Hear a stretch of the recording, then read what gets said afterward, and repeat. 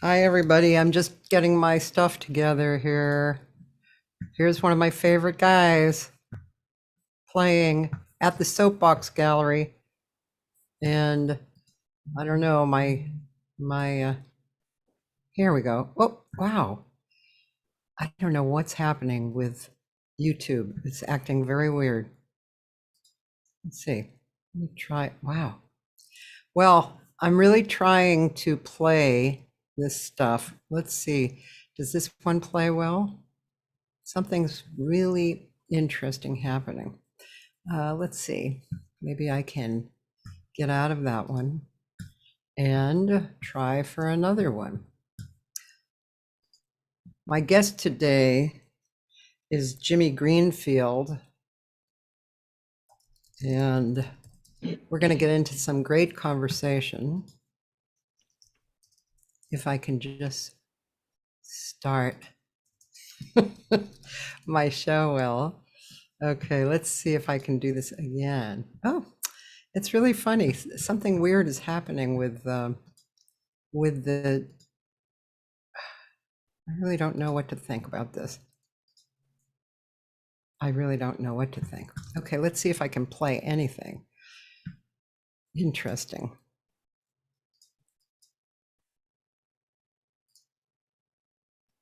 Wow. Okay, well, it's what's really interesting is that I did play this one and it came out fine. Oh, now it's not at all.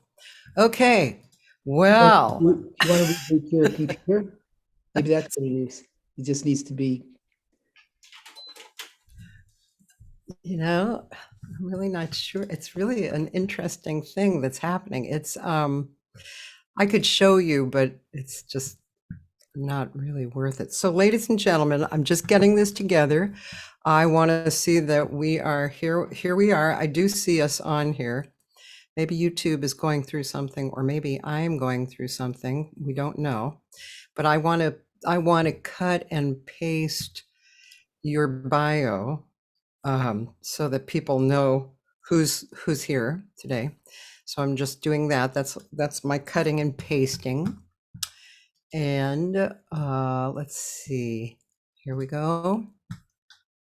And I'm editing my post, ladies and gentlemen. See, it's always something different, Jimmy, but I don't have to tell you that, do I? It befuddles me, and I'm terrible at it. So it's like I just get helpless. I'm impressed with your ability to navigate this. Well, you know, when you're doing something that involves something other than your own actually hands-on thing, then you're basically inviting in something that's interesting. We'll start here, and then we will see if we can get YouTube to work again. So it's just not working. So anyway, so interesting beginning. This is probably going to be a really interesting show. So, ladies and gentlemen, I'm really happy to interview Jimmy Greenfield because I've known about him for a long time. Probably, I'm guessing through Paul Jost, and because Paul Jost, the great singer from the East Coast, has worked at the Soapbox Gallery, which it's Jimmy's creation. It's his gallery, and he's opened it up for music, and he's super passionate about the whole thing, which turns me on. And in the discussions that we have had a little bit before this show, it's pretty obvious that we're on the same page of life, and we're also around the same age too, so that might add to it. But so yeah, that's what I want to say at first. So welcome to the show. Thank you so much for having me. It's a pleasure. So now you're not a musician, right? or are you? Well, I would not consider myself, certainly not anymore. I was, for many, many years, I played Afro-Cuban music, um, ceremonial music. So I was just very lucky. It was, Oh, being in New York I came to New York in the late 70s and started getting very involved with folkloric music from Cuba. And then in 1980 with the Mariel boat lift, all of a sudden there was this influx of amazing musicians, a lot of drummers, a lot of people who were subscribers, practitioners of the religion Santeria. oh, And because I had been um, hanging out as much as I possibly could at the time, before there was a really strong presence of knowledge here in New York, um, I happened to have connected with one of the heaviest drummer who came, and he took a liking to me, and I ended up spending 12 or 13 years playing regularly in what's called his anya, which is his group of drummers that play ceremonies. So there was studying, learning, and then sort of getting to a point where I was regularly sitting down and participating in the ceremony. So to that extent, yes. yeah. Now, how did you actually get into that? Was that like as a kid, were you a drummer, or were you no, fascinated no, with that music at all? Or when I actually, it's a story that doesn't sound all that truthful, but it really is the case. I was, on a certain trajectory.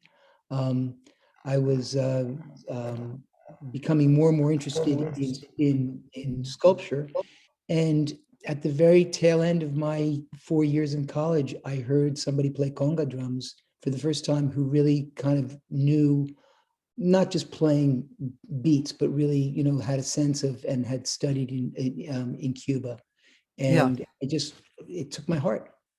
And yeah, so I kind of like took me off my path. So it wasn't really like, I felt very blessed. It found me. As the case is, I think, when I'm so interested always in people who are from one culture and then they excel in the music of another culture. yeah, And just a sense of how did it discover you, or where did it find you? Do you remember the moment when it first happened?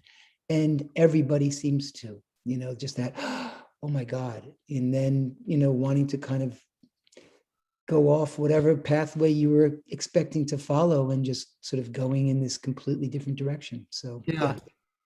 yeah. Wow. Well, yeah. So that lasted a while for you. Yeah, it But lasted you until the were, excuse me, you were actually though an artist, correct? yeah, I was doing mostly ceramic work and some sculpture. But I didn't go to art school, and art for me was, um, it was a passion, absolutely, but I never really thought of myself as making those kinds of sacrifices to be an artist in the world. I was very clear about, the sacrifices that artists had to make in order to kind of make their way. And I had other competing interests. I loved to write. I loved academics. So I sort of saw myself more in the mold of like a Perry Mason, being a lawyer fighting for the underdog. Oh, And then I actually was working in my last 2 years of college. I was working with the public defender in the state that I was at, and working. I had an art program that I was running in a maximum security prison. And very quickly, the public defender sort of let me know, if you want justice, an expression: if you want justice, go to the church, something like this. If you want something, go to the law. But in other words, it was a very clear example of the Perry Mason thing is this mythology that we grew up with, especially in our age group, and then very quickly realized that that's not what the law was about. And I never really found an area of the law that would resonate with me. It just felt like this is either you're with criminals, or you're with a certain mentality, or you're with people who are trying to skim the system, or just the idea of really fighting for the righteousness seemed more and more elusive. So I was happy to get away from that, and then wow. supporting Can myself. I Yeah. say that that must have been quite a loss for you? It was. It was a really, it was like losing my virginity. I mean, to a certain extent, you grow up. We grew up with, I'm 67, we grew up with a certain ethos about the world and belief in a system of justice. And, maybe it was that I went to school in Rhode Island, and maybe it was because Rhode Island was such a chicanerous state and it was run by the mob. And maybe that was partially, maybe there was a particular slant that was not representative of everything, but I very quickly realized that this was not about right and wrong. It was however much money you had, and it was, it was a terrible kind of lesson about life. Absolutely. Yeah. So at that point, you had quite a switch of your life path. Yeah. And as well, I mean, I always believed when I made the commitment to trying to make it as a sculptor, it was really about trying to message, and sort of um, teach through my work, open people's minds through my work, which felt very honest. Yeah. And then as well, being able to do something directly without the requirement of language and reading and so forth. It just felt that um, it was more for every man, that people could respond to work without having a backstory, that without having a particularly, a formal education, that you could, with artwork, you could communicate ideas and feelings in a much more humanistic way. Uh-huh.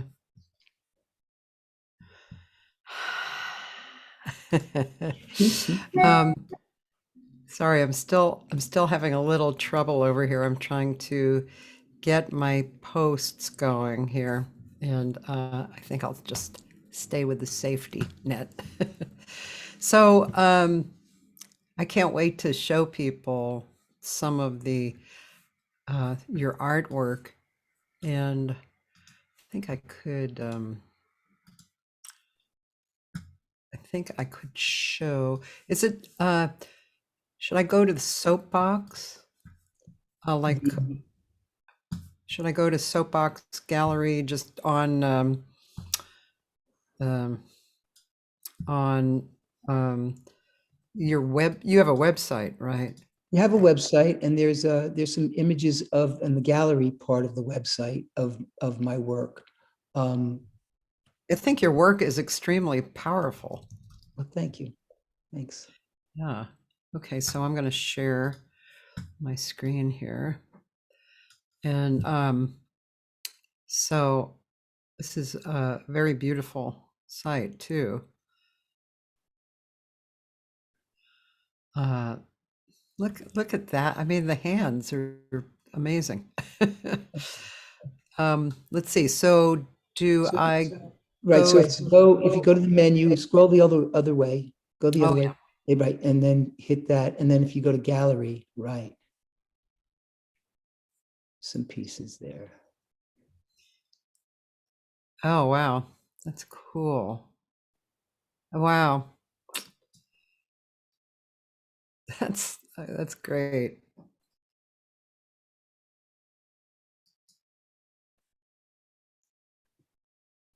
Is this clay that you work in? It's dirt.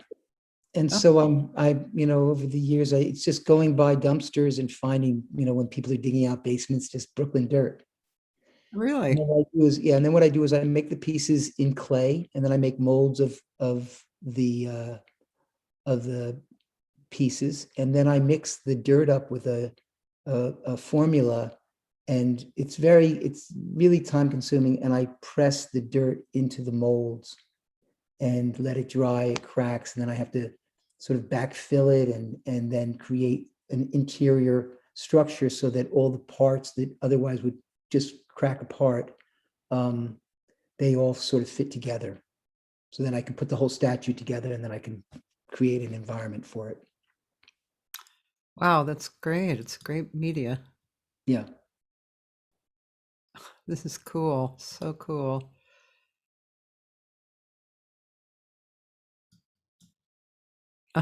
I just the usage of hands, and I think the arms too, but the hands, it's such an emotional stir. It really is. It's amazing. Well, the opposing digit, our thumb, Yeah. has what allowed us to, use tools and evolve as we have. And the hand is the essence of all of the accomplishment. Not, no, I shouldn't say that, because music certainly, although you use your hands unless you're playing a flute.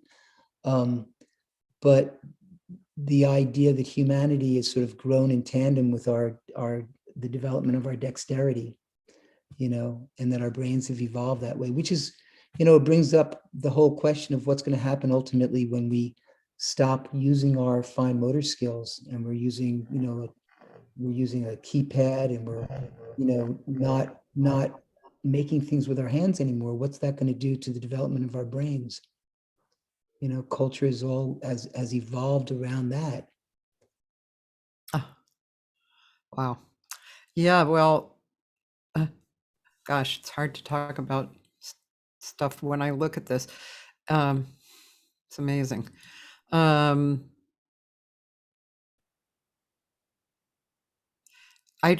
mean, I know as an artist, you're not exactly sure where things come from that come out usually. Sometimes you are, but this kind of subject, the human figures, Mhm, skeletons, mhm. did they come from something particular, or did it just kind of pop out of you? Well, I mean, people make the association of the Holocaust, and actually, the way those images, I have a book of haunting pictures of the Holocaust that I use as kind of like just Yeah, anatomical references. But it's really about trying to be warnings as to what's going to happen. I mean, the notion of the fragility of life, the fact that the planet has become so desiccated, the fact that no one seems to be talking about the fact that, by 2050, by all estimations, there are going to be 9.7 or 9.8 billion people on the planet, and that there's no accommodation that's being made for the ever shrinking harvest. um, yeah. it's just, I'm trying as best I possibly can to promote through artwork, and as well through Soapbox Gallery. The whole ethos of Soapbox Gallery is to give a megaphone to musicians or to fine artists, to try to get people to think about, how do we start that conversation that evolves the way a soapbox did. You have somebody who's standing on a street corner on a little box, and they're speaking words of truth and wisdom, and all of a sudden a crowd gathers, and then lo and behold, a social movement starts. And the evolution of all of our social contract has been based on things that started with just a humble little box, essentially. And so the notion of trying to promote that awareness and get people interested collectively to force this conversation amongst adults as to how, and thankfully young people now, who are even more vested seemingly than older people, because they know that this is the future that they're going to inherit, and there's no avoiding it, that we could find some way to really start thinking about what's going to happen. How do we stave off this inevitability? How do we create the infrastructure and the empathy to make people want to share and navigate that world that we're sort of stumbling into?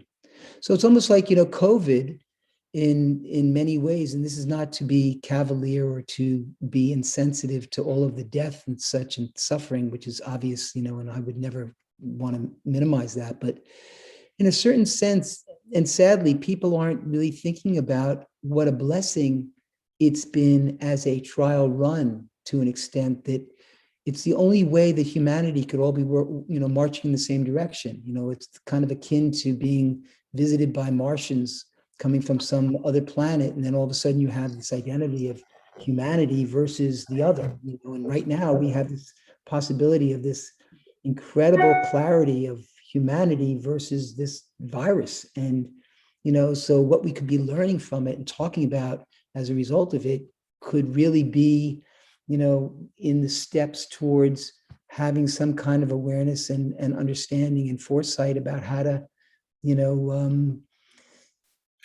figure another way of sharing resources, of thinking in terms of reallocation and addressing and redressing all of the things that have happened up until this point. So I kind of feel like, my artwork has been an effort to promote that and find a soapbox, get people to, to engage, So, and I have to say, I thank you so much for even giving me this opportunity to sort of be on a soapbox and share these ideas, because, short of this, people who have, and there's so many people who have such profound ideas, and they're either talking to their significant others, or they're not talking to anybody, and they're just feeling more and more isolated. Yeah. I agree with you. And yeah, it's kind of, well, you said a lot right there. It's hard to wrap your brain around what is going on and what has been going on in the last few years. How we would have never dreamed that anything like this was going to happen. How the planet, the societies on the planet are exponentially changing just at a super rapid rate. And you know how they say this was the industrial age and this was whatever, and supposedly we are in an age of spiritual awakening right now. So I certainly think that's going on, regardless of whether somebody considers themselves spiritual or not. This is happening right now, Absolutely. And you're right. There's so many people with so many ideas. I just spoke to this guy, J.B. Dias, last week, who is the vice president of educational programs at the Herbie Hancock Institute, which used to be the Thelonious Monk Institute. And wow, talking to him was so friggin' inspiring. I mean, that school is doing huge, huge things.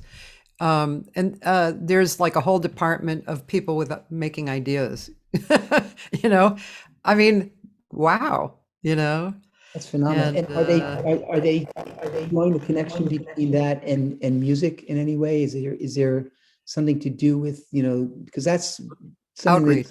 Yeah, absolutely. Totally. They are totally into the idea that jazz specifically teaches people about life. Yeah. And so some of their programs are involved with that. And they have a really great program called Peer to Peer, which I love the title. And so a small group, like maybe 7 or 8 college kids, brilliant players, go out on the road with a famous musician. And they'll go out, they'll give performances and workshops, but who the kids actually get the workshop from is the other kid. So like, the high school kid in the school is actually sitting with the college kid who's been on the road, and they're talking, yeah. And JB said, yeah, that changes everything. But they have all these different programs where they are actually talking about how the same lessons apply in life as in jazz. I mean, of course, we know this. We know that art, all kinds of art does that. It's the communication in art, the lessons in art are they're the same lessons, right? That's why it's so important, because we can easily, as we're growing up, we can easily gain these lessons through art, and then guess what? You're a better person, Sure. And music, and especially improvisational music is extraordinary for that, because you're growing your ears. I am just blown away. I've been streaming practically every night for the last, 19 months since COVID happened. And before that, I was, the venue, it's a new venue. Soapbox was open for maybe a year prior to COVID. And it was beginning to get some traction and some beautiful musicians were coming. But when COVID hit, because I had this infrastructure that I'd already put in place, because I wanted to explore the overlay between art and music and politics. And I wanted to find a way to grow this community of people of all stripes, all backgrounds, all political points of view and such, but use music as a way of kind of, threading the needle, getting a community built around that. And then sort of talking about politics and trying to sort of, the peer-to-peer concept of, listening. First and foremost, listening. I mean, great musicians have great ears, and it's all about the communication that's not limited to specific languages and such, and all the limitations with that. But it's really about just making music together. And one of the things that is, it's thrilling that you're saying this, and I'm learning about this from you right now today. One of the things that I want to do as soon as I get off with this is get that information and reach out, because all places associated with, especially improvisational music, need to bind together and, sort of grow that ethos, plant that seed and grow it and water it and let people know that this is really the way. If there's anything that can knit all different types of people together, it's music, and the idea of being able to get groups like the Herbie Hancock Institute, Soapbox Gallery, 1,000 more that, we don't all know about each other. If we knew about each other and there became a network of people who were, in organizations that were working towards this, then you'd have this economy of scale. You'd be able to really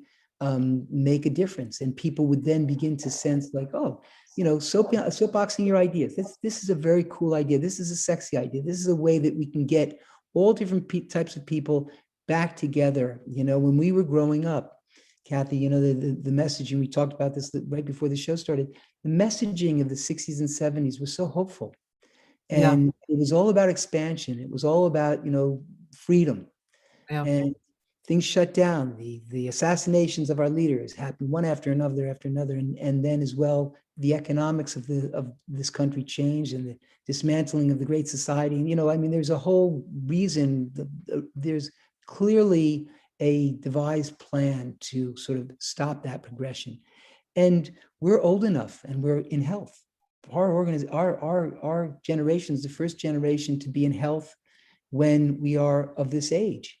And, it's when I'm talking about this stuff, and I mentioned 2050 and the kind of the dystopian version that a lot of people assume, I'm not wanting to be strident or negative. I'm looking at it entirely the other way. I think it's thrilling that we have this possibility, that we have this insight, and we have technology that we can avail ourselves of, and we have this communication like what we're doing right now, where a great idea can spread in a nanosecond all over the world.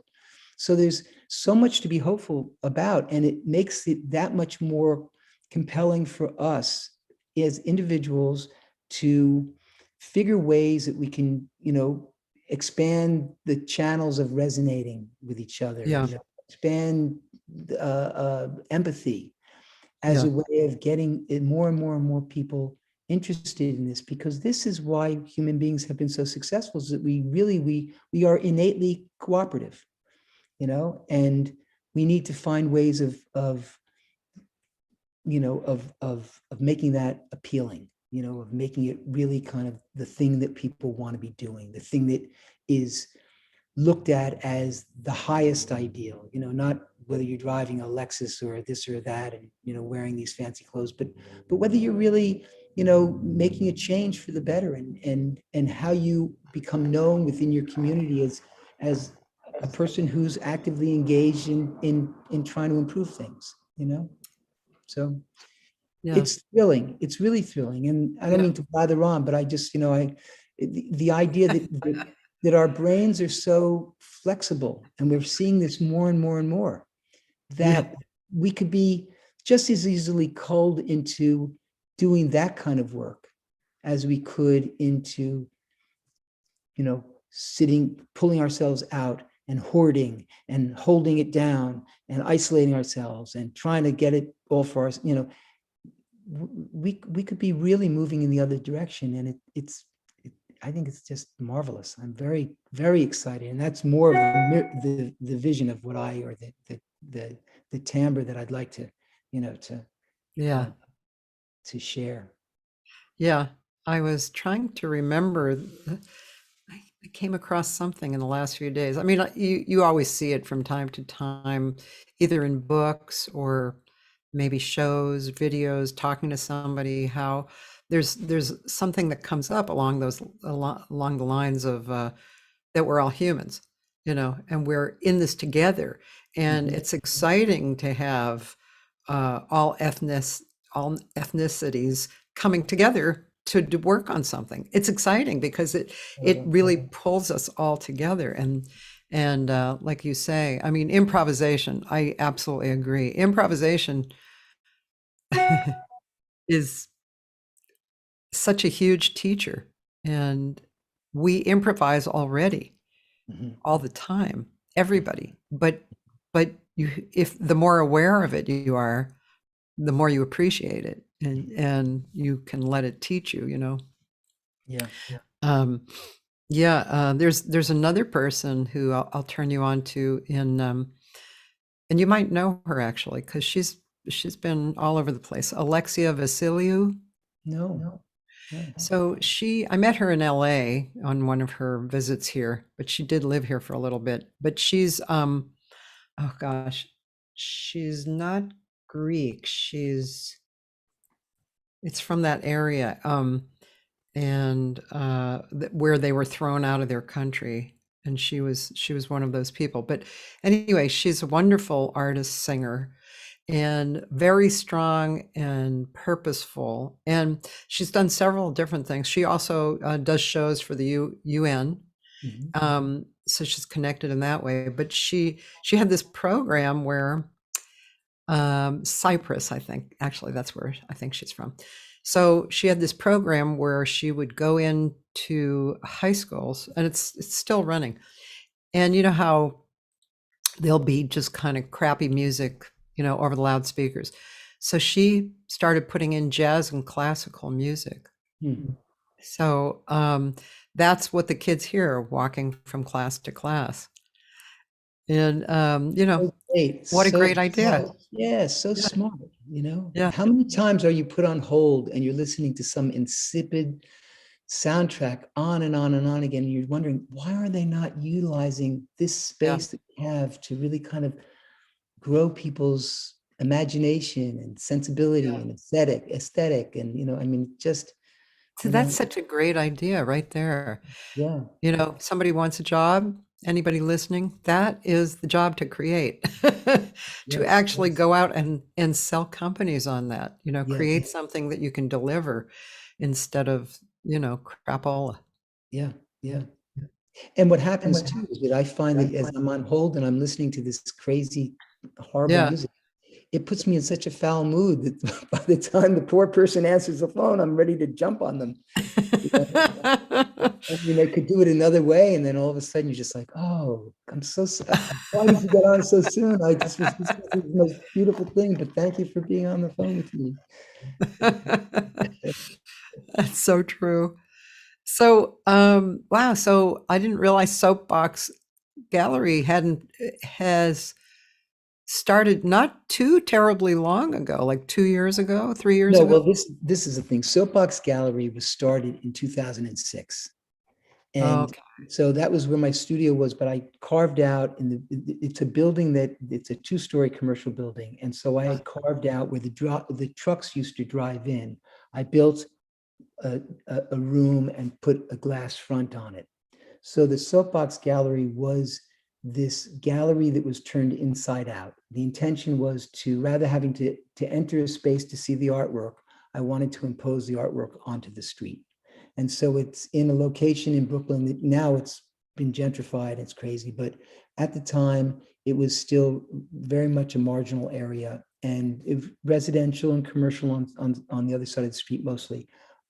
But it was a place where the work was beautifully hung, beautifully installed, very formal. And so when you were walking along the street, unexpectedly, you'd come upon this art space.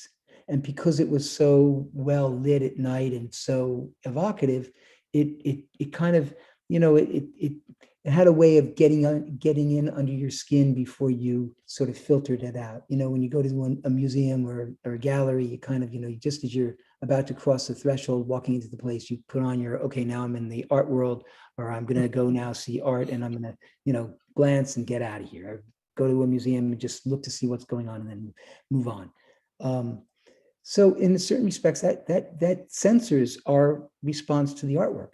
And so the idea was that if you could come upon work that was evocative and had a social narrative and so forth, then the artist would have a better chance of really kind of communicating an idea to the onlooker before the onlooker kind of, put up those barriers.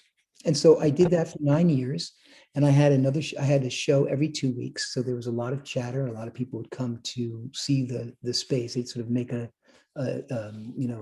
hodge out to the spot, and it was great. There was a lot of chatter, and then it was just if there were every 2 weeks, it was like 25 shows a year that I was installing and cleaning and restoring the space and doing it on and on and on. And so after 9 years, I got exhausted. So that was Soapbox Gallery, and I did it from 2006 until about 2015. And then I stopped, and then a couple of years went by, and I started producing music. The neighborhood, Prospect Heights, is the epicenter for Indian classical music. And so there are amazing musicians who created this thing called the Brooklyn Raga Massive, which was a cooperative of Brooklyn Indian musicians, not Indian, many Americans, many Europeans, but folks who were completely committed to Indian classical music.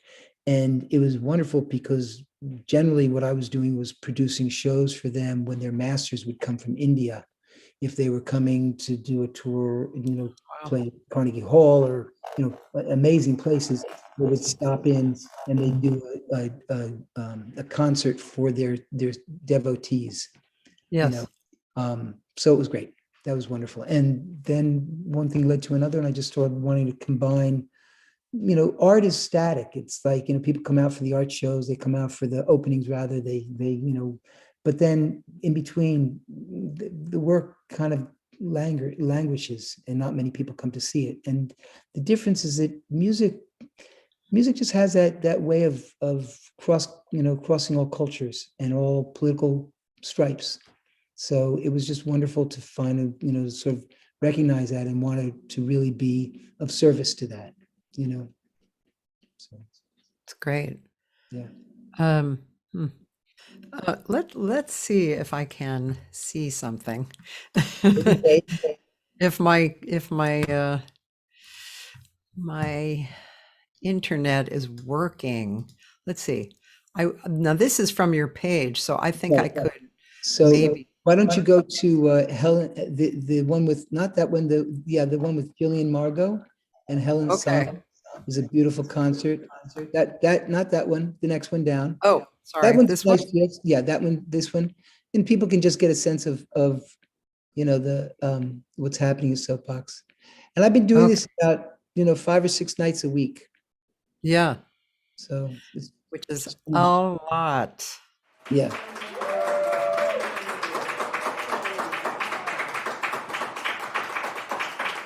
Thank you.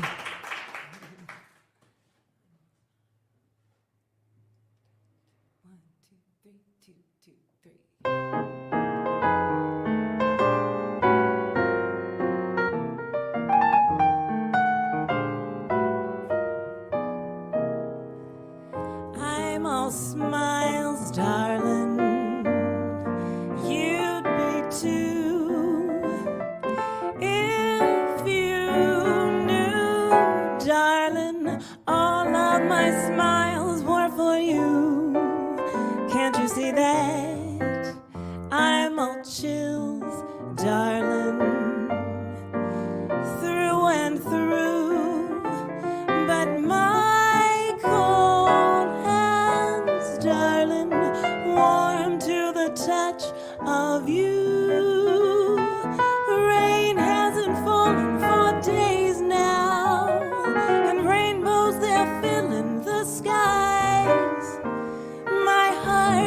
have painted those rainbows shining before my eyes. Can't you tell that I'm in love, darling, deep and true, and with guess who, darling, someone I die for, bake, spill, and lie for, eat humble pie for, someone I'd fly to the sun, moon, and sky for, someone to live for, to laugh with and cry for, and that someone is you.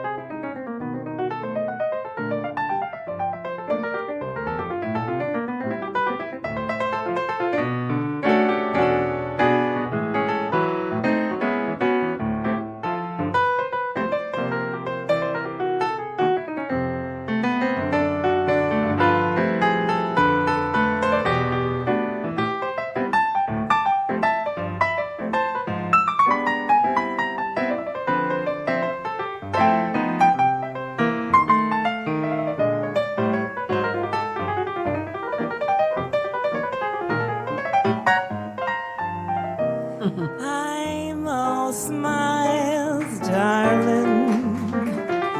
You'd be too if you knew, darling. All of my smiles were for you. Can't you tell that I'm all chills, darling, through and through? But my cold hands, darling, warm to the touch of you. Rain hasn't fallen for days now, and rainbows they're filling the skies.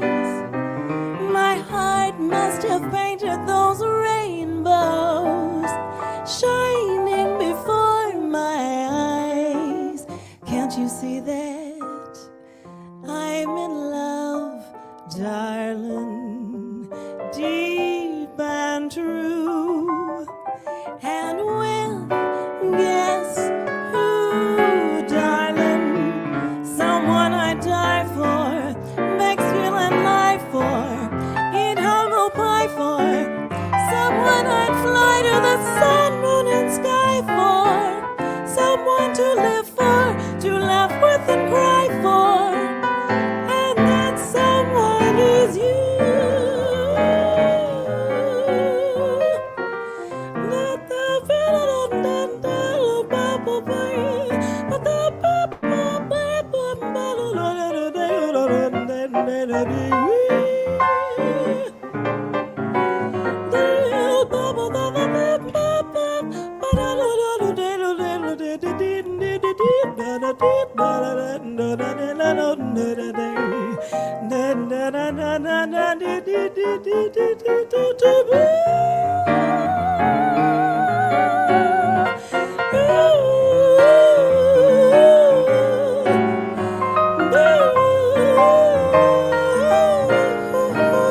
That someone is you.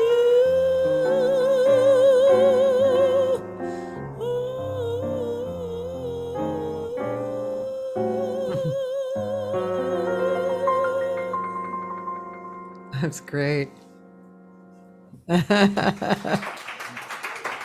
Okay, first of all, I want to be their friends. It's great when you feel like that, you know. And second of all, they both sound great, but what an interesting sound the singer has. That's Gillian, right? Jillian, yes, Jillian Yeah. Morrow. Yeah. Yeah, what an interesting voice, beautiful sound. Yes. Yes. You know, being a teacher too, you know, I hear like the subtleties of, you know, the inner workings. Sounds really good. Are you a voice teacher? Yeah, I'm a voice teacher Oh too. my goodness. Okay. Yeah. But that sounded great. And by the way, before I forget, Dean Johnson loves you. Oh, good. I love Dean. Lisa Rich is sending her love. Good. You may not know Joyce Glasgow. She's a big fan, and she's been involved with jazz for a long time. She's in Seattle, so anyway, she's saying some beautiful things: empathy, compassion, and two-way kind and sincere communication with others. It's really good, and she's very grateful to you because you're providing soothing for the human soul with all the beautiful live streams during this unsure, ongoing isolation. So thank you. Well, I'll tell you, you know, it really has given more than I give it. It's been amazing. I've had the great fortune of streaming and meeting some extraordinary people, and you know, essentially, you know, it's an embarrassment of riches. I've been sort of been so often I've been the only audience member there, so it's really just been the musicians and me, and I'm stomping my feet and clapping and trying to sound like 20 people and sounding like one enthusiastic person. But it's just an amazing way to you know, to spend this time, and it's really kind of, you know, it's filled me with such a sense of humanity. Yeah. You know, because I've seen so many people who are so generous in their efforts to want to give, you know, and you know, musicians who are out there regularly sharing with an audience in this time of real deprivation, they all speak about this awareness that they have of the lives that they've been able to live and how appreciative they are that, you know, in hindsight, the isolation and what they want so much to do is to get back out there so that they can continue to give. So for me, the streaming has been sort of like just put me in the middle of this and trying to stay out of the way. You know, I have limited, you know, I'm getting better, but I mean, I have limited audio skills, and you know, certainly as an audio engineer, I would never consider myself. I'm just trying to not screw things up so that you know, their music doesn't get right. But it's just been amazing, and that's, you know, really made me feel like this is a potentially such a positive time, because I see the level of humanity out there, you know. I really feel you, man. There have been many venues over the years that I've created, and for the community. One of my last really good ones was stopped about 2 years before the pandemic started, and it ran for 2 years, and it was inside a vegan restaurant. But it wasn't just in the restaurant part. You walked to the back, there was a door, you opened it up, and there was this kind of like New York club.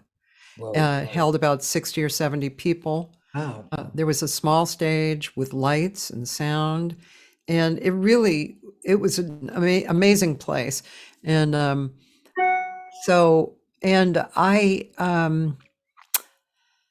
it was great. I think what you have is probably something that I would want to, like, actually to have a venue of my own. And I've talked about that for, you know, over the years too, so that I wouldn't be prone to, well, the club's closing or, you know, whatever.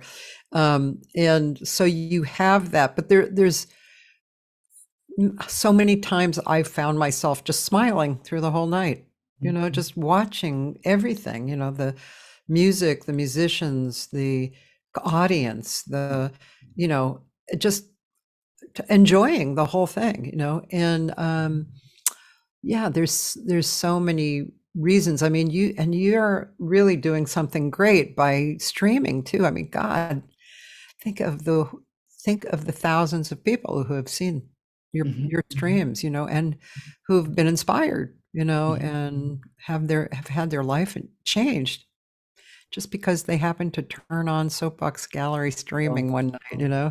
If that's true, if any of that's true, then I feel so good, because Yeah. you know, it's sort of not getting the feedback that that I yearn for. I yearn to get the feedback. Obviously, I want to, Yeah. you know, that it's making a difference, and that there's, you know, one of the most important things that I've learned from all of this is that the economics of music is unsustainable.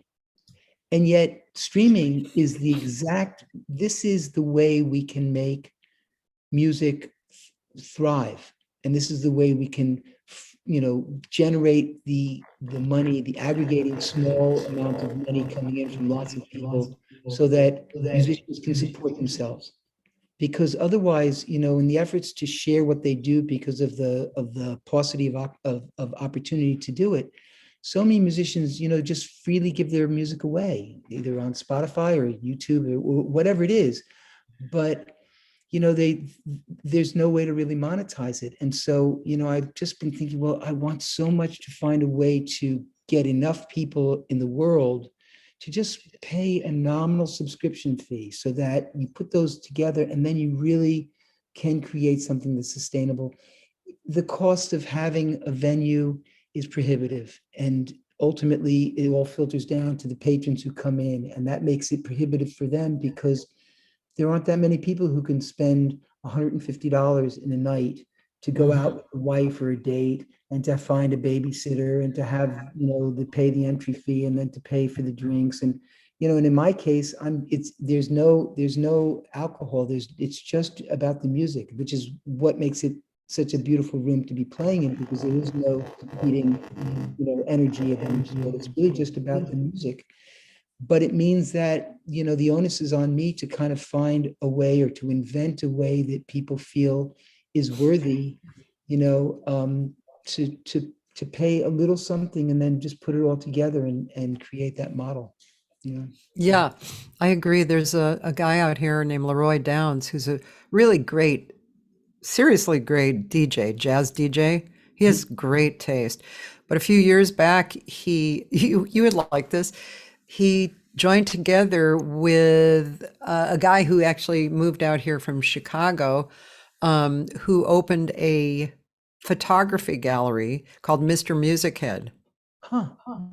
And it's either photos of musicians or musical events, or by musicians, you know. And it's a really nice space. And Leroy started booking great jazz in there, like really great. And it's like your place, like, you know, sit down, look, there's no kind of major, I mean, he's had food in the back, you know, that you can buy and stuff like that, but it's not like you know, there's no waitress kind of a situation. And it's a great place to play. It's a great place to go and hear music. And why did I bring that up particularly? I guess I can't remember. I think I was just sharing. Economics, just the economics, or the fact that it's a listening room. Yeah. And doesn't have And a gallery too, gallery, you know, because the gallery thing, really an art gallery, it makes a whole different space. There was another place we used to have called the Curve Line, which was actually a picture framing gallery. And it was a beautiful space, great to make music in, and great to go see it. You know, it feels a different way. It doesn't feel like a club. A club is fun, you know, club has its good points, but the gallery kind of situation, just it's more enriching, I think. Yeah. Well, you know, when I came to New York in the late 70s, there were a bunch of places that were, you know, jazz lofts. that were amazing places, and they were all along that was the vibe in Yeah. space. And many of them were started by musicians, whether it's John Fisher with Enveron, or Sam Rivers with Studio Rivbea, or Rashid Ali with Ali's Alley, or on and on and on. These places that were just extraordinary, and it was all about that. It was just sitting on the floor on a pillow or on a folding chair, and great musicians came in, and it was a vibe. It was really wonderful. Yeah. It's great, isn't it? And I know there was one place that we had here for a while called Roland. What was that? The Sun Valley, the Brad Dutz thing called? Anyway, it was one of the funkiest artist hang, very small. And when you say like pillows and assorted furniture, and it was really funky. And the guy actually had worked in the movie industry a little bit, so he had various capabilities because of that. But Brad Dutz, who again, a musician, a crazy percussionist guy, and really into abstract music a lot, he brought amazing artists in to this tiny little space, tiny little stage. And several nights, my friend Roland and I, Sunspace, thanks, Roland. And he and I would just sit there, just being blown away by the music. And I would think, why don't more people know about this or come to it? Very cheap to come in, it's a just drive over to the other side of town and you're experiencing something that's amazing, Why do you feel why did it resonate with you and not with them? Or why did other people not support that? Yeah, gosh, I don't know if I have a real answer, because I thought about that a lot. And not just then, I've thought about it over the years. We had a place called the Blue Whale here, which actually my former student built, which was a beautiful room in downtown. It died in the pandemic, but he was Korean and a jazz singer himself. And he had you would have loved him. He had a real desire to forward good things, through music, and support the young musicians coming up with ideas. Lots of modern jazz took place there. Actually, he had been studying as an architect before he got into jazz. Mm-hmm. And so he designed the room a little kind of interestingly. And on the ceiling, he had a chunky quote by Rumi. So you would just look up and there was this great Rumi quote. Yeah. Cool. But that was really cool. There wasn't really a stage, so you could play in the middle of the room if you wanted to, and some people did. And then he would hang different art, on the walls over the years. I think he was open, at least 10 years, maybe 11 or 12. It was really well known all around the world, actually. So that was a loss to lose that one. But yeah, so there were times when I was there, because I was there a lot, and thinking about that, why it was like, I don't know, you tell me too, but it sounds like you have the same problem there, but maybe New York and LA are similar in this way. We have such an abundance of great things happening, great music, great art, that people maybe just get apathetic, or not apathetic, that's the wrong word, just like, lazy, I guess is the word, Mm-hmm. I don't have to go out, or I don't want to go out today, or Joyce, you think no alcohol? I don't know. It's just, I definitely wondered about that. Why didn't more people come out? Okay, so it's a drive downtown. Big deal. It takes 20 minutes or something, And then you get here and you're filled with this excitement and inspiration. And I don't know why people don't value that more, you know. I mean, it's still the same way. My friend Dan and I enroll, and we go out a lot together.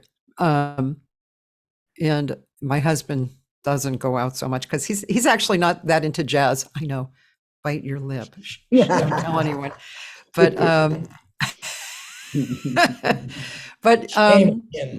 I know he did come out the other night though and was blown away. I couldn't believe it. We saw Lisa Fisher singing. Do you know her? No. She was one of the singers in that movie 20 Feet to Stardom. Oh, okay. Right. Yes. Yeah, she sang for the Stones, but she's been doing something for a number of years now with a trio.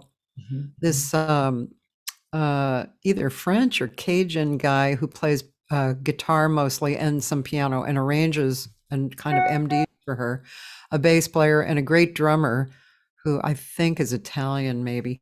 Anyway, but they actually take rock and various music, but it's kind of do the jazz thing with it. But it's not strictly jazz, but it's improvisational or she's just friggin' amazing. She can just all of a sudden, right, like she's singing low and then all of a sudden pop to the very highest note of her range, which is unbelievably high. And then she has all this heart. She has humor, sass. You know, she's really amazing. Lisa Fisher. Yeah. Fischer. Fischer, correct. Yeah. So anyway, my husband came to that and he actually was blown away with the concert. I was impressed. He likes drummers too. So the drummer was incredible. But yeah, so Dan and Roland and I often see each other or we'll go together to these various musical events. And I mean, we know that we're committed and we love it, you know, and rarely we'll go out so much during the week that we'll just kind of be exhausted and we can't go for another week. But we do it a lot. And I do wonder, and I think we spoke about this when we spoke a few weeks ago, but you know, okay, so you're in business, you're also an artist, you're taking care of your art, your space, you're the musicians, you're doing it 6 nights a week. I mean, that's a lot to do. Plus, somebody has to think about PRing it, you know, putting it out into the market. And of course, you hope, and it should happen, that the musicians do a lot, right? I'm going to play at your place. I'm going to spread it around, you know. And that, of course, does help. And, you know, it all trickles out, you know. But that's the other thing that I have thought about for years, maybe because I just am drawn to marketing. But how do you get people to know about it and want to come? You know, I've been accused of using too much adjectives in my PR, you know, and I think for that reason. And when you say adjectives, you mean hyping, making, just embellishing, or the greatest? Yeah, like the stunning vocals of Lisa Fisher. You know, it's like, but how else? You know, the vocals of you have to say something about it. You have to, and you have to express yourself. You know, otherwise, when people are reading it, it feels like dead copy. Yeah. So you absolutely, you know. It's a real, it's, you know, it's what keeps me up at night, really, is just kind of like being in, you know, wondering, wait. I mean, I have this extraordinary group of musicians who are reaching out to me continuously, some of the finest in the world, not the absolute, but, you know, like on that level, and all deserving of support. And I feel like I let them down because I don't know how yet to even in the neighborhood, which is a great neighborhood and the crossroads of a bunch of really progressive neighborhoods. Not that, you know, I'd like to be even a wider range of people, but you know, how to get arrested, quite honestly. Yeah. How do you get people to come out? And, you know, the onus is on me to do that, because ultimately the vision that I have is, you know, as I say, aggregating this amongst thousands and thousands of people worldwide. And, you know, I feel like I'm not a failure, but I'm not succeeding yet at what I'm really trying to do. So, you know, I have a publicist that I'm going to, you know, engage. And I'm doing this thing that I'm really excited about, which is this master series. So I have, you know, I'm into the third one. This coming week is Lenny White, but I started with Reggie Workman and then Houston Person. Love that. And so I'm trying to get older musicians who have devoted their lives to sharing this extraordinary art with people and celebrate them and document them. And, you know, I mean, and what? Share them, you know, like let people know where do you come from, man? You come from a long lineage, and this is part of a lineage. They're still here. That's right. You know, I mean, I think that, you know, that infrastructure has unfortunately has really sort of come apart. You know, there was a time when so many people came up through the Jazz Messengers, or, you know, through, you know, various bands, and you know, there were leaders who were thoughtful and reaching for younger cats coming up, and it became that was the schooling, you know. And so this real sense of, you know, the stories that people would share. And I don't think unfortunately, that hasn't been made public enough. You know, the idea of being able to sit in a green room and listen to somebody wax on about stories that they, you know, and the older folks love to do it, as we all do. We all love to share, you know, our lives. I mean, it's you know, the greatest sense of respect is giving people the time to listen to what they need to say. And the experience of being, you know, in the backstage somewhere, listening to some of these musicians talk about the stories, and you just feel so privileged to be part of it. And to my knowledge, I've never seen those things documented. And sadly, because the elders are passing on. And, you know, there's going to be this huge gap. And, you know, I mean, there's a story that somebody told me that was pretty prophetic. You know, Blakey called somebody or asked somebody to call somebody to come and play with the Jazz Messengers. It was a young cat. Instead of saying, yes, when can I show up? His first question was, well, how much is it going to pay? I was like, whoa, you know, like all of a sudden, how does that, you know, happen? How did it go from the privilege and the honor to be called to play in that lineage, to be part of that, to all of a sudden be superseded by, well, how much is it going to pay me?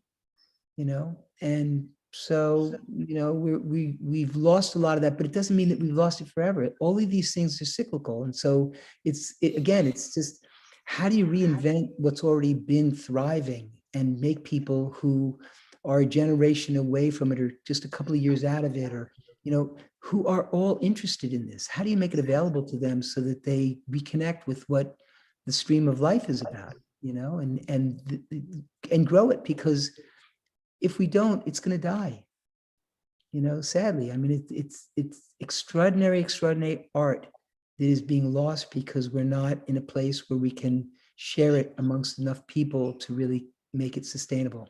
And it's all there. And now with the internet, it's really available. It's just a matter, again, of how do you build something that you don't have to be rich, you don't have to be making lots of money, but how do you do it in a way that is sustainable, you know, and shares the proceeds with the people who are the most deserving. And that's the people who are creating the music in the first place, you know? So. Well, I think, I mean, now we've kind of started going down into a little rabbit hole of society, right? And how society is changing. And you'd always did hear this, right? You always heard older people saying, "Oh, it's not the way it was when I was growing up," and the simplicity and the lack of major distraction probably had a lot to do with it. Life was simpler. We didn't have the internet. We, we had, you worked, you paid for the stuff. There wasn't even a huge credit card debt. I mean, there were very simple things that we could concentrate on, and maybe that was why, there was more kind of appreciating what was in front of you or what you were introduced to. And now that's another thing about, I think I might have told you, I really have to get on this, and I have to write this. Sorry. I always have to write myself notes, just in case I forget, which happens a lot. But so I wrote this book, and I finished it this year, but now I have to get it to the self-publishing aspect, which is just another thing to do. But so it's a book it's my observations from the years of teaching and singing jazz and living life, that the same lesson applies in life, in voice technique, and in singing jazz. So it's really, it's just my observations. It's not a very big book. It's kind of obviously a philosophy book, right? Mhm. And, but yeah, I feel there are particular lessons, and one of the lessons is focus. And I think meditation has been a big part of regaining focus for a lot of people, both people who think spiritually and not. They just like to meditate. But focus for singing jazz and focus for voice technique and life, focus is a super important thing. And I see it in myself and I see it in others. When we lose focus, it's sloppy. Everything is sloppy. And when we have focus, then we actually become in the moment, in the present moment, which is where life is actually happening, Mhm. So I think programs designed to help people come into focus, that's just one of the many ways that we can break being in present time down to, there's thousands probably, of different little subtleties that we can bring up and get better at, and that will have an effect. I'm sure you've seen that in hundreds and hundreds of ways doing what you've done. I mean, you've done so many different intense things that you must have seen little pieces of the whole puzzle come out at various times, which you think are important. Yeah, of course I do. And but I've come to the point of wondering, yes, we see it for ourselves in our practice, and the things that we do, and the way we order our lives, and how whatever we create or whatever we do to maintain that. I just am at a place where I'm trying to figure out, again, because of the issue of trying to be of service to this mission that I'm on, is how do we connect with the larger audience around that? Yeah. And Yeah. how do you, like, when these observations that you've made, how do you boil them down into talking points that are appealing to people? Because it seems like the real issue is how do we frame a conversation to make it interesting to people? Yeah. Because I think people really it's you can say that, oh, all people want to do is consume and they want to just play video games, or they just want to check out and smoke a joint when they get home and whatever. Yeah. I think that that's a cop out. I think that people are genuinely and generally much more interested in engaging, and most people are sadly very bored because they haven't connected and they haven't found a way to connect and give of themselves and exchange. Mhm. And so I was curious when you started to bring up the connection between singing and your general philosophy of life. What are some of the other ways, the lessons that you've learned? I'm just curious, and how I might apply those to what I'm trying to do. What were the other things that that really Yeah. stick? Well, these are kind of smaller, distinct things like communication. Mhm. Communication, of course, we know in life is the solver of everything, right? And communication, when you're actually creating jazz, communication is really important. It's an outward flow, not an inward, like looking at myself, analyzing myself, but outward, right? And aware of the band, and then beyond that, aware of the audience. And then for vocal technique, same. It's when I think of communicating, all of a sudden the muscles actually do something different. It's kind of fascinating. They relax, your technique improves. Is that what you're saying? Yeah, like I can be having a problem with the production of the sound. And I can explain it all from a muscle point of view, which I do, as a teacher. I talk about the breathing and the vocal cords and what everything's supposed to be doing. But I also, as soon as I think I'm communicating, then all of a sudden those muscles and the breathing and all the technical aspects actually line up. So to me, that's a very magical, mystical thing that happens. And of course you can read more deeply into it, there's always that, and the fact of working together, being a part of a group, like I have, I think I talked about this as well, but I have this little thing that I teach, which is the 3 universes. So as the singer, and this can apply to anybody, but as the singer, I have my own universe first to be responsible for. I have to have my voice working. I have to know the song. I have to know the lyrics, all of that kind of stuff, right? Then the second universe, it has that, and it includes the musician or musicians. So now I'm aware of it's all in one universe.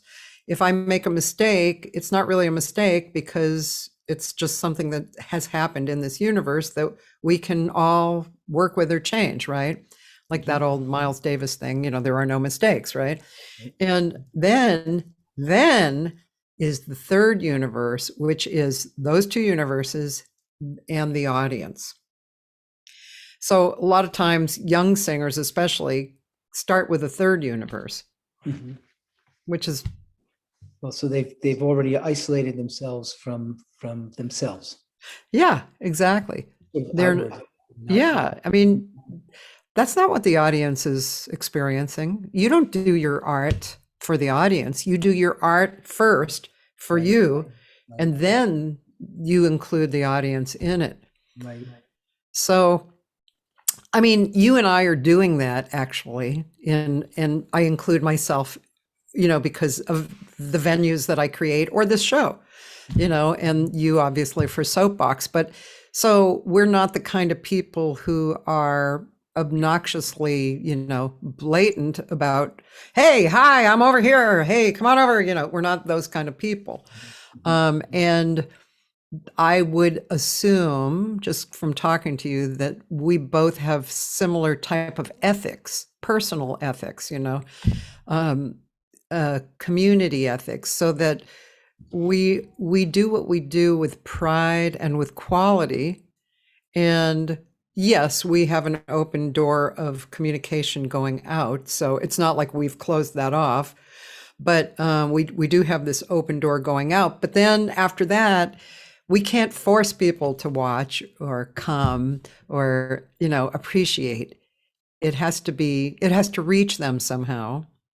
And then they have to have their own recognitions, right? So that's like one of the things that I'm pretty sure I put in there too. That's the 3 universe thing. Yeah, I'll send you a copy. Yeah, I'd like that. Ultimately, all of that makes complete sense.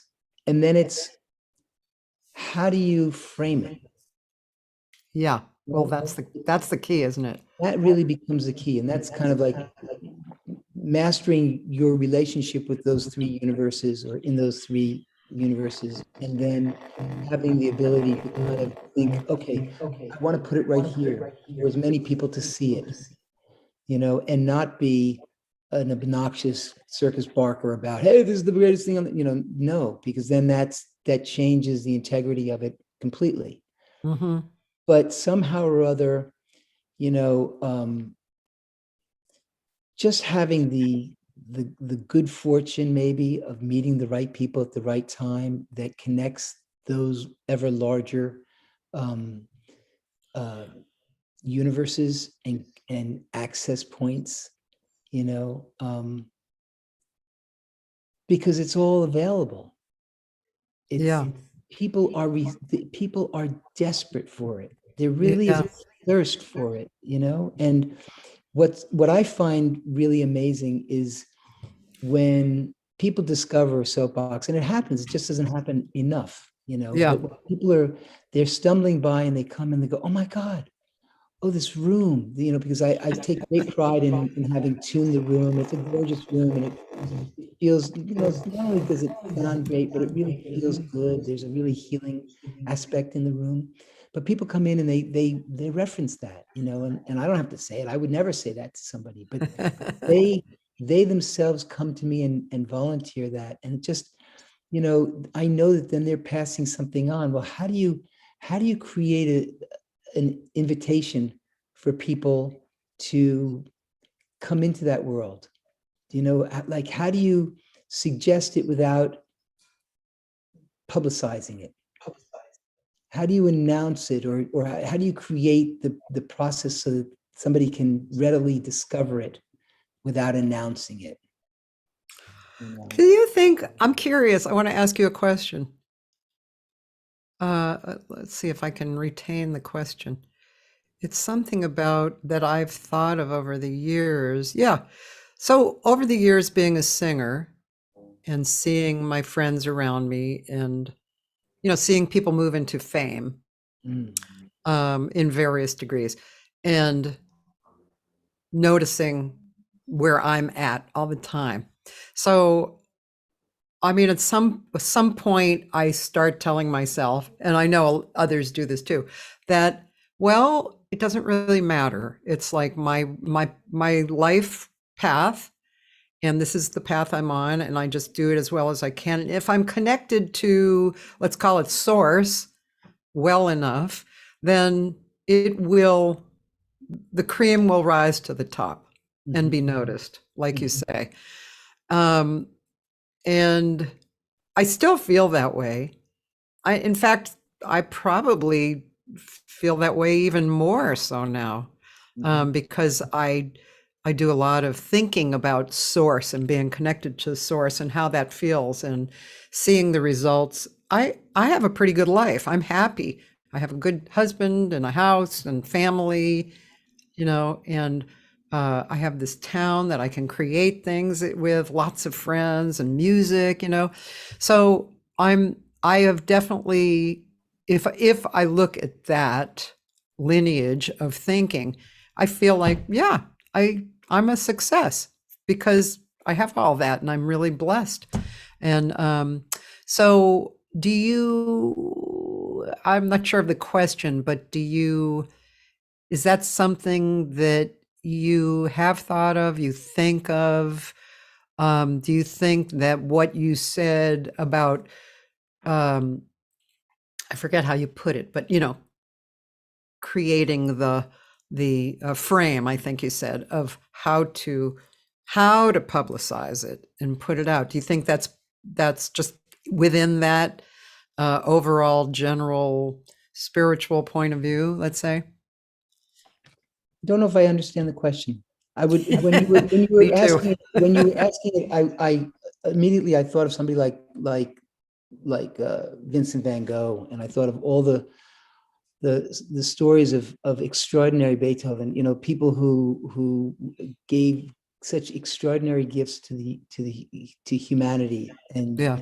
never realized their sense of value in Yeah. their own lives. And maybe there's a possibility that that we all have that 15 minutes of fame, that 15, or that opportunity to be seen if we don't hold ourselves back. So I guess maybe, if I just project what I think you were going towards, I would say that we all make agreements with ourselves as to how far we feel comfortable being in our own sense of success, however we want to define that. And that could be success as as an external kind of success where people are, giving you back the accolades and so forth, or it could be a very private success where you feel like you've done a job well done, anything from sweeping a floor to a beautiful sculpture or a beautiful piece of music that ultimately you want to share. And I think that really becomes the essence of, how strongly do you need to share what it is you created? And if that's the motivation, then I think the integrity stays intact. If it's really about sharing it, because there are people who, I mean, you're both a performer and a teacher. There are people who are, were performers and decided they didn't want to do that for whatever reason, and now are teachers and really thrive on giving to their students the tools, not only the facility or the chops to do with what they can, but as well the mindset to self-realize, to fully self-realize, and to feel comfortable in that space of being out there and really being of service. And I think that if that is what's your motivation, then I don't think there's a conflict, and I don't think it ever gets to be gross, or self-aggrandizing. Yeah. Now, going on with the question, I think what I wanted to know is, because you were mentioning before that how to formulate ideas that would make it easy to publicize, I guess is the word, what we're doing, to the broad general public. Right. And I guess I wanted to know how that might fit into this idea that we were just talking about, this idea of success, or the pathway, how the pathway develops, or how it feels along the pathway. I keep feeling like there's some connection between the two that I'm not seeing clearly, that I'd love to see. Do you see what I mean? Yeah. I mean, I have been, I've known some people in my life who went on to great success. And, I think, you wonder, is this the way they smell? Is this the way they comb their hair in the morning? Is it, how does that work? And I think it really comes down to,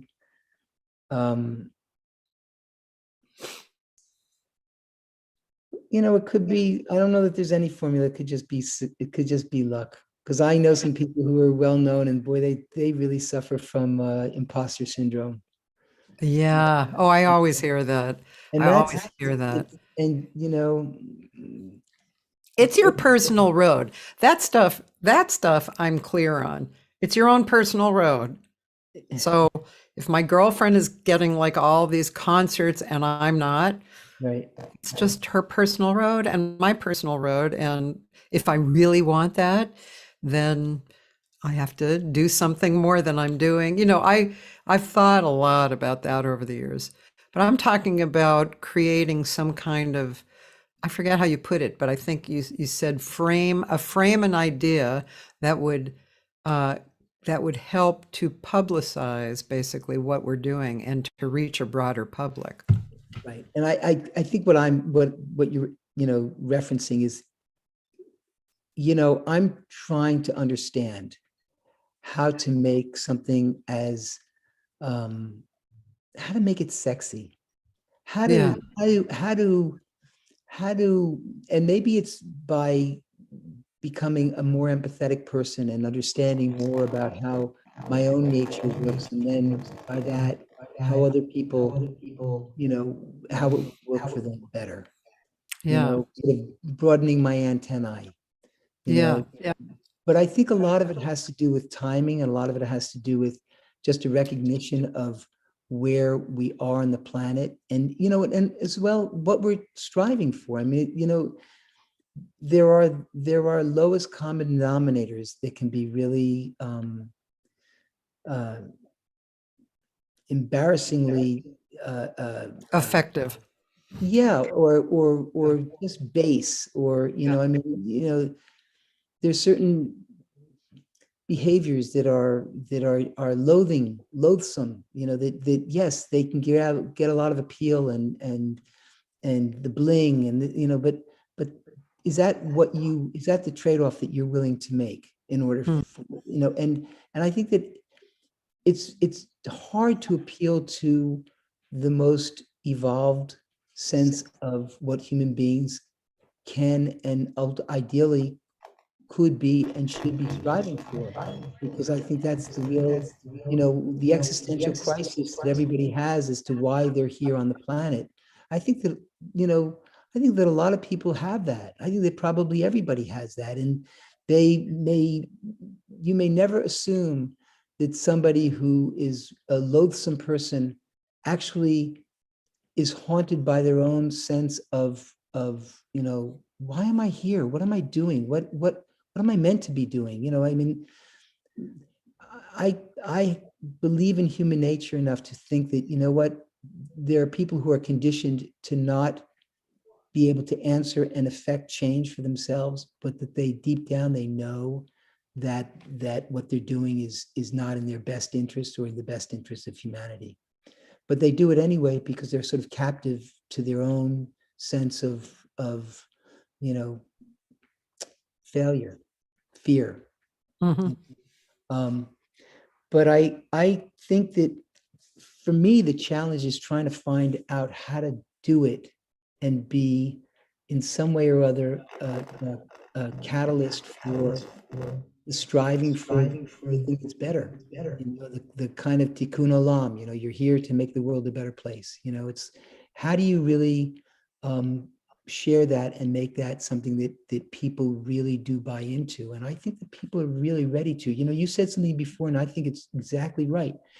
We are entering an age of spiritual enlightenment, and that's what makes this such a thrilling time, because we're all going to be here at the moment of the singularity. We're all going to be here on the planet. I mean, assuming that we live for the next however many years it takes, but we are all going to be here for the witnessing of that juncture of whether or not we collectively decide, if there is a collective decision, and that's up to us to make that happen, whether we are going to collectively decide to survive as a race, a human race, or whether we're going to perish. And what it means is that it's a thrilling and challenging insight to really follow that we can all be agents in that effort.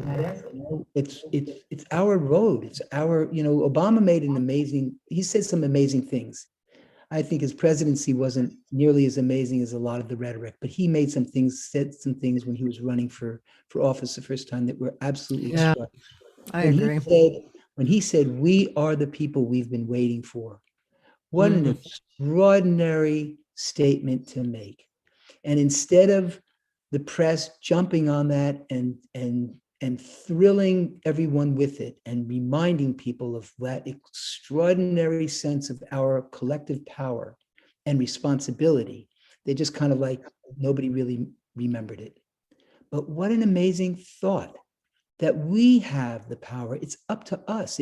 If Martin Luther King hadn't been at LBJ's elbow, pulling and pulling and pulling, the Great Society wouldn't have happened. LBJ was a great man. He really was. And he had great insight, and he instinctively wanted to make this a better place. But, from what I understand anyway, but needed somebody to say, "Hey, this is your moment.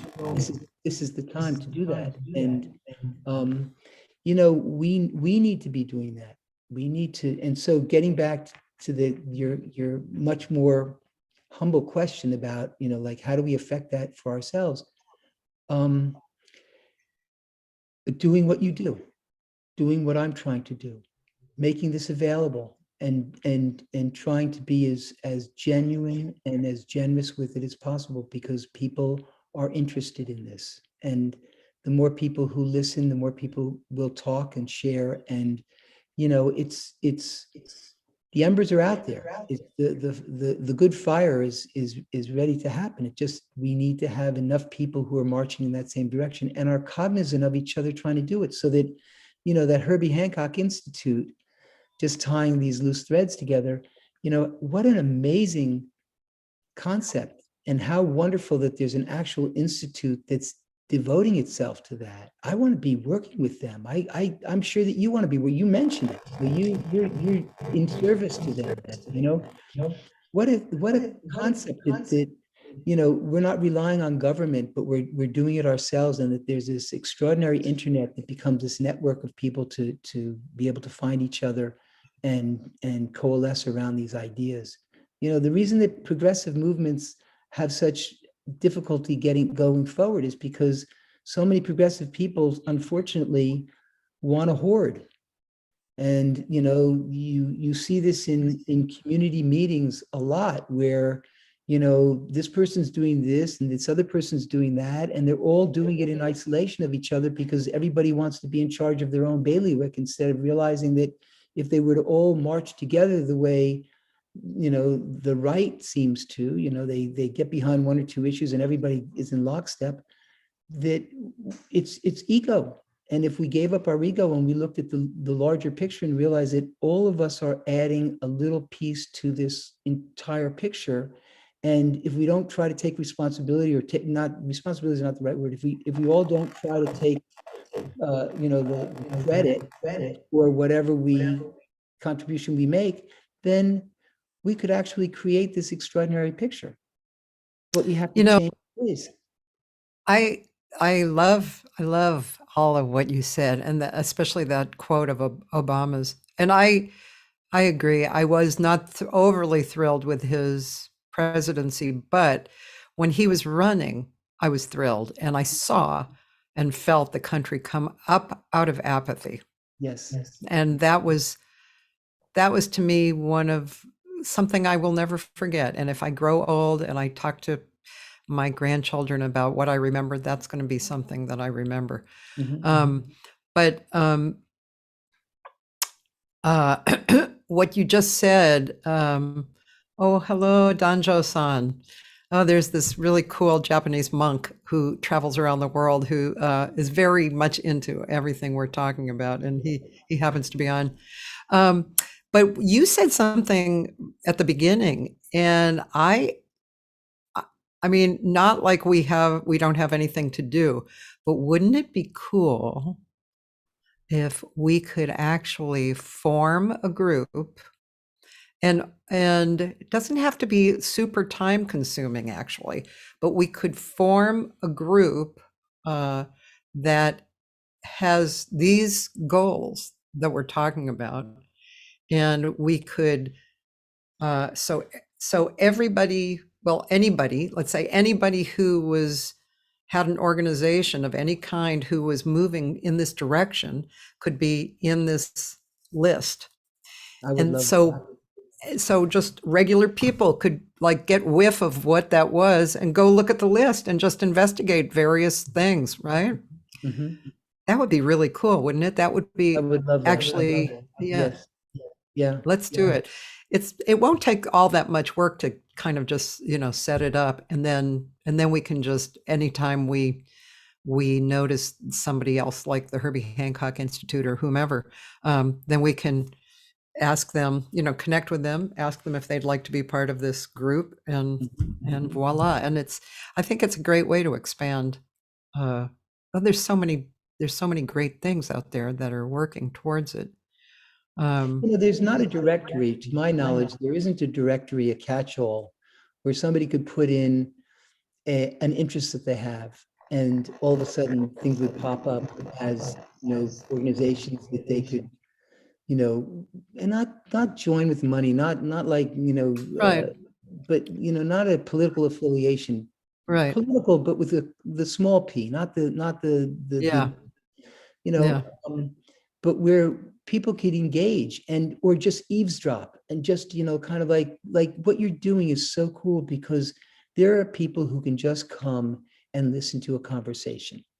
And, with when you consider the number of retirement homes and hospital rooms and, the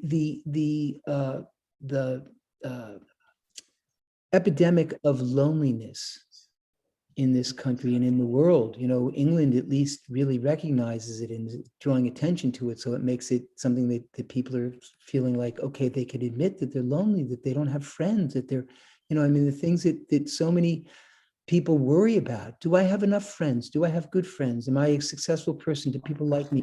All those things that so many people, if you ask them, honestly, how they feel, would admit to, yes, I worry about that. I worry about, am I living a life? Is my life well lived? Am I, all the issues that we know about. And if people could tune in and just listen to other people, really be honest about, as an example, as an artist, you make a piece of work, you get excited, you make a piece of work, you struggle with it, all this stuff. You finally get done with it. You hate it by the time you get done with it. You spend so much time and I just wasted all this time. Was it worth it? You sort of go into this depression, and then you put the work away. And then 2 weeks, 3 weeks later, a month later, you bring it out again. You go, oh my God, that work was really wonderful. Then you get excited again. And this whole cycling of excitement, and then self-doubt, and then self-loathing, and then depression, and then excitement, and then and you mention that to other artists, and they're like, oh my God, yes, I feel, and it's not just limited to fine artists, it's limited to everybody, with the choices that we make in life, the relationships that we have, things that we buy. Why did I get good to buy? Whatever it is. But there's a cycle that happens with human beings in our brains, and the chemistry, like the cycle. And if people were to just know that other people were honest enough to share that, then they want to hear more, because it becomes the human conversation, and it could be available to everybody to just, and there's so many people now who, really need a place to go and just sit in a room. What I discovered was that if you have 70 people in a room, it's the perfect sweet spot, because it's enough people in the room so that if you are wanting to engage, it's not such an overwhelming number that you feel intimidated to stand up and say something in front of a group of people. And conversely, it's enough people in the room so that there's enough energy so that you can just stay quiet and listen, and not feel that you're being seen, quietly sitting there and not participating, So it's just this magical, and maybe it's more than 70, maybe it's that, maybe it's just dependent on, the circumstances, but there is a point at which we want to be able to be in a room and stop, and not zone out, but just kind of like be in a group of people. When I separated from my wife years ago, and it was the wintertime, and I was, we such a sense of loneliness and failure. And just I discovered going and sitting in a movie theater in the dark with a bunch of other people was such a soothing experience, because at least I was with people in the room, it was great. That's really interesting. Yeah. You know, Yeah, that's really cool. I love that. Yeah. Anyway. Wow.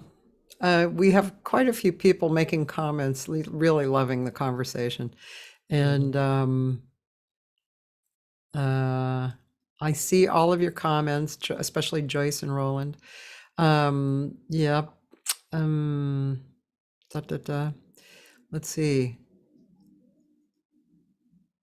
And Kendra Shank has joined us too. Oh, nice. Hi, Kendra. A lovely person. Yeah, our organization could maybe have like different categories too, like authors or composers or musicians or artists or, venues, see, I'm already thinking ahead. And it could be conversations that, when I didn't go to art school, but, the experience of being in art school and you do your work and then you get like a crit, and people are talking about your artwork, and then you get out of art school and nobody cares, you don't have that support system. Well, the same thing, if you could just go and be a part of a conversation amongst authors, for instance, and just sit there and listen. If you had any interest in what it is to create a character and you just like sitting there listening to the conversation, not something that became so, maybe TED at the beginning, TED Talks were probably something like that, but they've become so slick and so overproduced that now it's like, going to the major leagues, it's like, there's nothing between. But to be able to see the process, to be able to share and listen to, people who do it, share with each other without all the hype. Yeah. Terrific thing. I noticed that too about TED. Have you ever listened to Alan Alda's podcasts? No, but I bet they're wonderful. They're wonderful. They're called Clear and Vivid. And he's a big science buff. And so he interviews a lot of scientists, but he also interviews like people he's known for a long time, maybe other actors, or it's very, you'd probably love it. It's very, very natural and honest. And he's interested, especially in having science explained in layman's terms so that people can understand and connect. It's really a nice podcast. I really love it. Is it just audio or is it a video as well? Just audio. That's I crave the video because we're a visual society, and it just fills in so much of the backstory so that you can see the expressions on people's faces, get all that more subtle stuff. Yeah. Listen, what you're doing, Cathy, this is amazing. It really is, and it lends itself to, and I don't know why an Alan Alda wouldn't do something that incorporates the video, because it really does provide the whole story. It would be nice to see that in video as well. Absolutely. Yeah. You're my 364th day's guest. 364th. Well, that's amazing you've done this, man. Yeah. It's been fun. I think like you, huh? How long, over what period of time? I started almost immediately when the pandemic started. Wow. And I did 6 days a week live first, for 9 months. And then I just felt, okay, I think I want to go down, have some more time to myself. Right. Then for about a month, I did 3 days live only. And then after a month, I realized I could post the archives. And so somebody could go to the Facebook page every day around 12 and see something, see an interview. So I've been doing that, since like for a year. I've been doing that. Um, and yeah, I don't put any kind of pressure on myself for a timeline, how long I'm going to do it. It's just I'm doing it. It feels good. I really love it. I mean, this is so cool to be able to. I feel very honored that you would give me 2 hours of your Oh my time, goodness. for this. And I but feel, it's also I just want to tell you, I feel just as honored that oh, you would put me on your show. oh, I so mean, who nice. am I, so it's just great. I think it's fascinating talking to people and getting this kind of conversation going. And this actually is kind of my favorite type of Mhm. conversation that emerges. Sometimes people just basically list what they've done, which I don't know exactly. I guess that comes from the word interview, which sometimes sneaks in instead of the word hang. But I would much rather this kind of interview where our talk takes us to various points of view and also inspirational, Mhm. uh, discussions like what if, or I've thought about this, or and where does that lead? Right. That's what I like. Yeah. It's brilliant. I want to just share this with you, and I don't want to overhype it, but I do want to say that one of the things that I've learned, which blows me away, is that if, and just as a principle in life, if we give, we get. And that's especially true in meeting people and sharing with them freely your warts, and almost in a certain sense paying forward by being willing to share. And I don't mean in the stock way, oh, I'm going to tell you, like about it, but really, genuinely sharing something that is personal. And the experience that I've had by doing that and expressing something that somebody might think, wow, you're being so vulnerable by sharing that. And I am in a certain sense, but it comes back in spades. And it just feels like when people genuinely know that you're sharing something that's of value, they feel honored by it. And it, not only do they feel honored, but then they feel like they want to share with you something that is personal of theirs. And generally, they share even more. And what I've discovered is that the people who you would never, ever believe even think about stuff, who do, and everybody really does think about stuff and thinks about their lives. And it's really quite remarkable when you share those things and the honesty and openness that people give back. And you can cut right to the chase and feel like, my God, this is somebody that I've just had one conversation with. But at the end of an hour's conversation, you feel like you want to just, give them a big hug and kiss because you feel like you've connected on such a deep level. Yeah. And you come away feeling so rich for having given and so much richer for having received. Hmm. And both people feel that way, and it's just kind of like a principle of life that feels, getting back to the soapbox, it just, when people say, oh man, you're working so hard, you're doing it, it's like, boy, I feel like it's such a privilege to be doing it and to have this opportunity to be able to share this stuff and be somehow or other a conduit for the artistry and the like.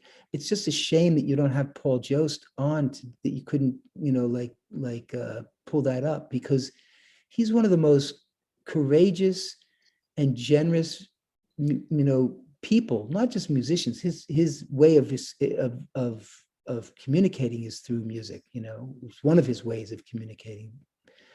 But it's astounding how so many people at Soapbox have given so much. And I just feel like, my God, like the world is so much richer for these people who are out there. And there's so many of them that are out there. Like, it's amazing. It's incredible. Yeah, I know. I'm wondering if I can look for, let's see if YouTube might be working for me. I mean, it was so weird before. I don't think it's, I'm not sure. It must be my internet, but I mean, you and I are on here, but for some reason, for some reason, connecting to YouTube today is really odd, and I actually did not turn my computer off last night, which is unusual. Soapbox Gallery, Paul Jost. Let's see. Does this actually come up? Let's see. What happens is it comes up and then it does something weird. It doesn't play. It skips. It's something weird is happening. I'm going to actually restart my computer after we talk. But well, you're right. I mean, I will just say about Paul Jost. When I was introduced to him by a friend of mine here, and then he was coming here, and so we set up a gig and workshop for him, and so we did that twice. But after the first time, I mean, he and I were just, it was kind of like a high school friend who you talk hours with on the phone, and and seeing him perform and watching the audience, their experience with him. I mean, that is truly a overwhelming, significant reaction that the whole audience goes through. And the reason I always said after his first time, I said, I looked around the audience and everybody was stunned. They were stunned because you don't see a performer like that a lot, who is there, really, he works, he's committed. Well, first of all, the word commitment, that always was an overwhelming great word that I had for him, but also he's committed to being there and giving it his all and putting forth all that he believes, which has to do with ethics and love and all the good things. And the audience gets it. Sure. They get it. He doesn't have to talk for them to get it, but his talking is great too. But so, that's like the best kind of entertainers to see, right? And so, I can't say enough great stuff about Paul Jost. He's an incredible artist. And the other person who came recently who actually made a huge impact was Jay Clayton, and I know she's been at the Soapbox too. And this time it was a similar, I stirred up the audience to come in, kind of making them feel a little guilty. I said in my PR, Jay's coming here for her 80th birthday tour, and she is the history that we are from. That's right. And we owe her I actually said all this. I said, we owe her the respect and honor. I mean, she's 80 years old. Come out. Right. And a lot of people came, and I heard more sighs than I had heard from a lot of other shows. I mean, everybody was right there with her. Mhm. She was so amazing in many different ways. The band totally loved the experience because her presence is she gets up, you can feel the history right there. Mhm. And she's totally giving, like you said, giving and open for a relationship. Mhm. What's your relationship going to be with me right now? Let's do it, and then her expertise in singing and the subtleties of jazz and all that. I mean, it was stupendous. Yeah. And she's just such an honest, lovely person, and it's all about the good stuff. She would come in on our conversation too, just exactly with what we're talking about. How do you do it? And you be yourself, the best yourself you can be, and all of this kind of information that we've been talking about today. Yeah, I just those are the people I really honor, who bring that forth. Sheila, she came out here and the same thing. I mean, people were crying at the end. They were, and she was like Mark Murphy did too. It's like, this is where I'm at. Now I'm 92, and this is what I need to say to you, Right. So just some really great stuff. But we're only 60, 67, and 68. Youngsters. We have at least 20 more years to do this. After that, yeah. Well, thank you so much. Gosh, this was just really great. Great. I'm going to send you a few different pieces of information, and I'm wondering, do you like to have physical CDs, or would you rather just have some digital stuff I sent to you? love CDs. I absolutely love CDs. I can put them on and I get to know them and I just play them to death, and then I move on to something else, and then months later I'll come back and I'll like, oh yes, I know the CD so well. I remember when, and so it really takes on a place in my life. So I love CDs. Yeah. So cool, man. Before I changed my kitchen around, I had a CD player in there, and that's what I used to do. I'd have somebody's CD in there for 2 weeks, Right. and it was great. And now I moved to the digital out there, and I do have a CD player back here, but I'm always on the computer and listening and doing stuff. But I kind of miss that. I might have to put that in there again. It's really valuable. It's because Yeah. you push a button. You take something, you put it in, you push a button, you have it, you have the cover, you can, it just, and I'm not such a purist that I would go back to LPs because they just take up so much room, and they are, 30 minutes, 27 minutes is a very short period of time, and then you have to get up and change it. Yeah, And I that's know. very convenient. But a CD, it's great. Yeah. Well, should I send it? Can I send it to the Soapbox? Send it to, I'll give you my address. That would Do you be, want to tell me online here, or do you want to? We can text and I'll email. text you. Okay. I don't. Yeah. I'll You're I'll welcome to it, but still. I'd be happy to. It's 93 Wyckoff, Wyckoff Street, Brooklyn, 11201. 11201. Okay. That's funny because my husband, he does eBay and stuff, so he's always very careful. He's just a different person than I am, very careful not to give the home address. Meanwhile, any student who wants to come for a workshop or for, yeah, here's the address, come on over, so far it's worked okay. That's a nice balance you have. Yeah, exactly. Well, thank you so much, so very much. It's just been so much fun, and I look forward to seeing you. I'm going to be there in the spring sometime, and yeah, it's just been a really great conversation, even without a lot of music available. Thank you so much for having me and for allowing me and permitting me and giving me, sharing with me this time and encouraging me to be open. Thanks a lot.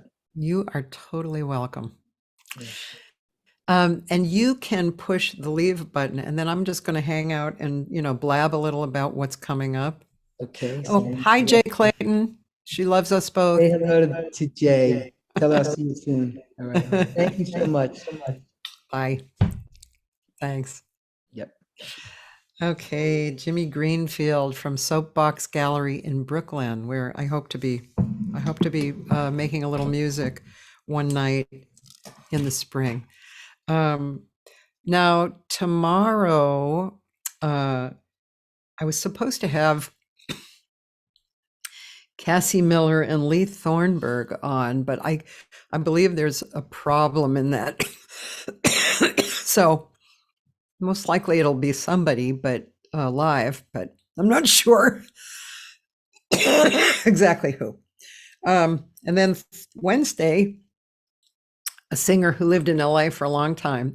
He's a big studio singer, background singer, solo singer, Michael Mashaw. And Morgan Ames turned me on to bringing him in. I knew him, but people come up whenever. So that's going to be fun. Then Thursday through Sunday, unless Cassie and Lee have to do it some other day, I'll have the archives. And Thursday I'll have Leroy Downs, who I spoke of earlier on this session with Jimmy. He's a great, great jazz DJ, and he's created a wonderful venue here called Just Jazz in a photo gallery called Mr. Music Head. And then Friday, Melba Joyce, who is a great singer. She is the mother of Carmen Bradford, and she and Bobby Bradford, the great bebop trumpeter, were married and had Carmen. Anyway, Melba's a great singer too. Saturday, Mike Renzi, who sadly left us a few months ago, had a really amazing career as pianist for people like Tony Bennett and on and on. And then Sunday, extremely talented composer and pianist named Brian Pizzone, or Pizzoni. I can't remember how he pronounces his name. I think it's Pizzone. And that was a really cool conversation, as I recall. And next week, I do want to give a shout out to Michelle Weir. It's her birthday today. Happy birthday, dear Michelle Weir, who's an amazing arranger, singer, pianist, teacher. And next week, for the live people, we have Michelle Coltrane, whose parents were John and Mary Coltrane. And actually, John was her stepdad, but, still parents. And then Tuesday, swing guitarist Doug McDonald, who was supposed to be on a few weeks ago, but had to cancel. And then Wednesday, a wonderful singer out of Chicago, but now lives here, Rose Colella. And so that is going to be fun. The other thing about this week, if you're in LA, I have 2 gigs. Saturday night is my monthly gig at the conference room in Playa Vista. And that is the first set at 6:30 is me, and then with the trio. And then after that, we have 2 sets of a jam session. And it's a beautiful room. It's outside and on a patio. And 6:30 to 9:30, they have great food, great staff. And it can be chilly, but they have heaters, but still it's a bit chilly. You might want to wear something good. Easy parking, but do get the parking directions from my website, Cathy Segal-Garcia. And then Sunday, I have a fun gig that I have with several of my longtime singer friends, Linda Smith, Gail Larone, Logan Johnson, and Will Walker. And we're going to perform at the Urban Gallery in Glendale from 2 to 5. And it's going to be a Christmas show. So if you come, expect to sing a little bit. And we're just going to have a great time. It'll be really fun. So that's this weekend. So, ladies and gentlemen, I just realized that it's my anniversary weekend. Can you believe I just realized that? That's the kind of person I am. I actually forget stuff like that. But I have it written down in my book. And I just went, oh, 20 years. Okay. Shh, don't tell Gary I said that. So I'll see you guys tomorrow, hopefully with somebody cool. Have a great night. I'm actually going out to dinner at a place that I want to scope out for another gig.